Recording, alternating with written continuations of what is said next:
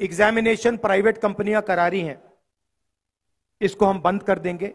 सरकारी संस्थाएं ही पेपर दे पाएंगी, और अगर किसी ने पेपर लीक करवाया तो हम कड़ी से कड़ी सजा उसको देंगे।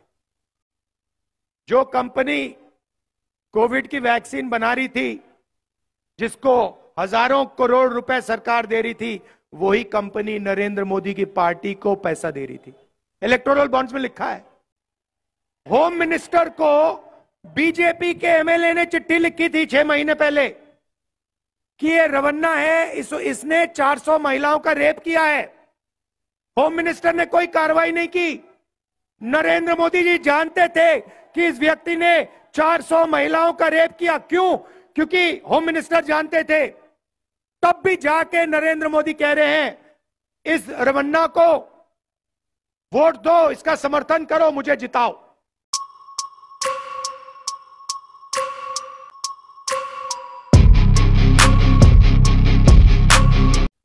अरबपतियों का एक बार कर्जा माफ नहीं होता।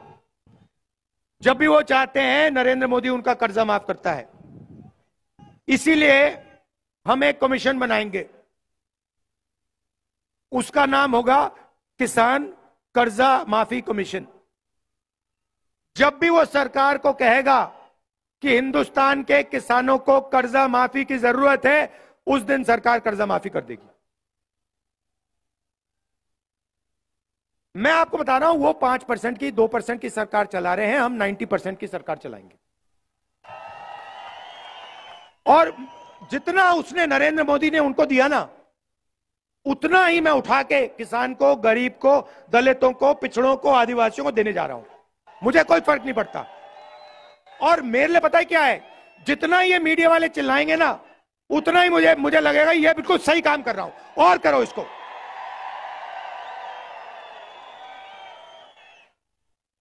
अब नरेंद्र मोदी ने करोड़ों लोगों को, युवाओं को बेरोजगार कर दिया। जब आपने उनसे पूछा था भैया हमें रोजगार दो, कहते पकौड़े बनाओ। कोविड के समय आपसे कहा भैया थाली बजाओ, मोबाइल फोन की लाइट ऑन करो। और मजे की बात बताता हूं, उसी टाइम जो कंपनी कोविड की वैक्सीन बना रही थी, जिसको हजारों करोड़ रुपए सरकार दे रही थी, वही कंपनी नरेंद्र मोदी की पार्टी को पैसा दे रही थी। इलेक्टोरल बॉन्ड्स में लिखा है। तो आप मर रहे थे, सांस नहीं ली जा रही थी, वेंटिलेटर नहीं था, ऑक्सीजन नहीं था, और जो कंपनी वैक्सीन बना रही थी वो नरेंद्र मोदी की पार्टी को डोनेशन दे रही थी। बात समझ जाओ, बात समझ जाओ। तो आपको बेरोजगार बनाया। अदानी का बेटा है, वो जॉब, परमानेंट जॉब पर करने से पहले अप्रेंटिसशिप करता है, टेम्पररी जॉब करता है 6 महीने के, 1 साल में, 1 साल की। अपने पिता के कंपनी में उसको काम दिया जाता है, और उसके बाद 1 साल बाद उसको परमानेंट किया जाता है।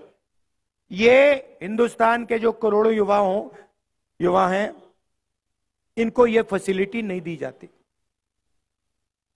तो हमारी एक स्कीम है, क्रांतिकारी स्कीम है, उसका नाम पहली नौकरी पक्की, गारंटी। गारंटी, ये नहीं कानूनी अधिकार, ऐसे नहीं, कानूनी अधिकार। जैसे मनरेगा में कानूनी अधिकार है, अगर किसी ने मनरेगा का काम मांगा तो देना ही पड़ेगा, वैसे ही अप्रेंटिसशिप का, पहली नौकरी का हमने कानूनी अधिकार दिया है। मतलब हिंदुस्तान का कोई भी बेरोजगार graduate, diploma holder, college graduate, university graduate, कोई भी सरकार से कह सकता है मुझे अपनी पहली 1 साल की नौकरी चाहिए। सरकार मना नहीं कर सकती। नौकरी कहां मिलेगी? प्राइवेट सेक्टर, पब्लिक सेक्टर, सरकारी ऑफिसेज में, सरकारी अस्पतालों में, सरकारी कॉलेज यूनिवर्सिटीज में करोड़ों युवाओं को 1 साल की नौकरी, पहली नौकरी पक्की। अभी तो भैया मैंने बात बोली नहीं, अभी आप ताली बजा रहे हो। पहली नौकरी पक्की, 1 लाख रुपए बैंक अकाउंट में साल के, 8,500 रुपए महीने के, 1 साल के 1 लाख रुपए हर यूनिवर्सिटी ग्रेजुएट, कॉलेज ग्रेजुएट को। और हिंदुस्तान को दुनिया की सबसे बेहतर ट्रेंड वर्कफोर्स मिलने जा रही है। मतलब ट्रेनिंग भी कर देंगे, पहली नौकरी भी दे देंगे और जेब में 1 लाख रुपए भी दे देंगे। ये देखिए कांग्रेस का कमाल।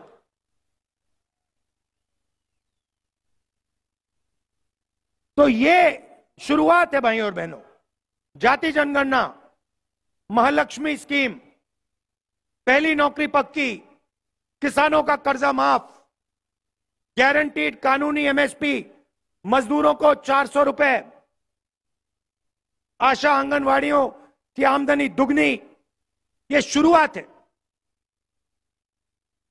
ये हम आपके लिए करने जा रहे हैं। अब नरेंद्र मोदी जी के भाषण देखिए। आप जानते हो कि कर्नाटक में रवन्ना नाम सुना है आपने?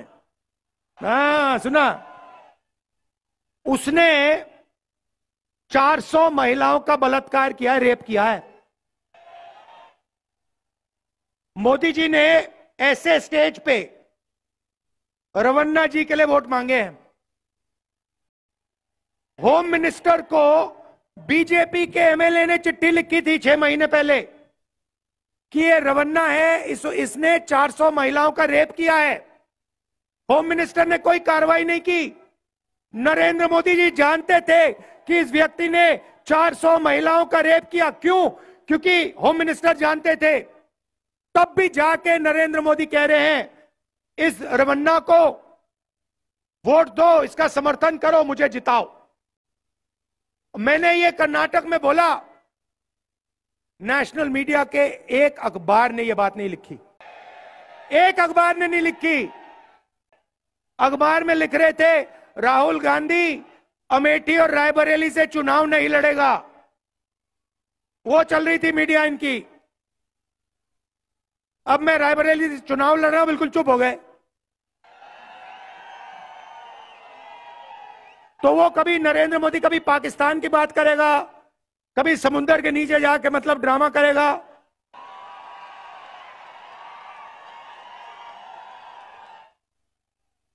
और मतलब आपने देखा, पता नहीं देखा, मतलब समुद्र के नीचे जाके बिल्कुल डरा हुआ था कि भैया कुछ हो ना जाए यहां पे।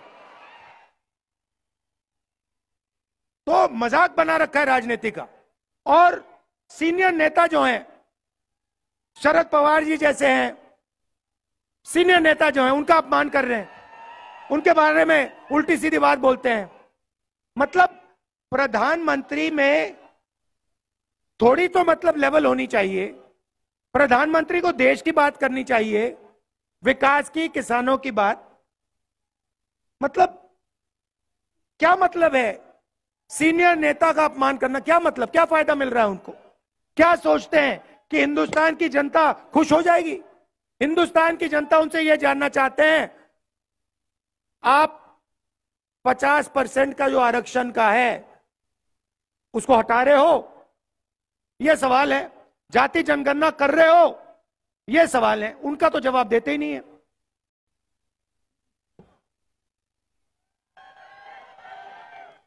तो यह मैं आपसे कहना चाहता था। देखिए, जब मैं महाराष्ट्र में लैंड करता हूं ना, तो जैसे आज मैं लैंड किया यहां पे, मुझे लगता है कि यह कांग्रेसी स्टेट है।